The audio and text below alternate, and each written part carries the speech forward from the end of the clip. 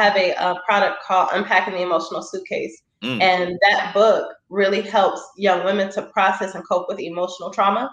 And so that tool, that resource is an activity guide. So there are activities, there are stories and things that take you through that whole process of, like you just asked me a critical question that is where you start.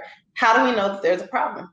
Right? And from there, we trace it all the way back to getting down to the root of what the problem is, because if we just bury it, and that was my story, when I was 14, I was raped, and I tucked it away. I didn't tell anyone. I tucked it away, and just kind of, hey, that's back there. It's not bothering me. But it manifested in promiscuity.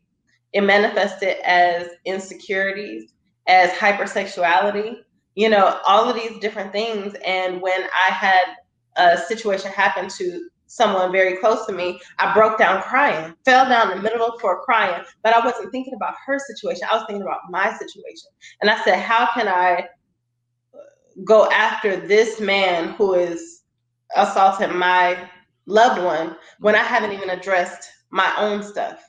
And that's when I realized that I needed to do some more work. And it's just situations like this that led me to write Unpacking the Emotional Suitcase, figuring out how do I process this emotional trauma so that I own my story and my story no longer owns me.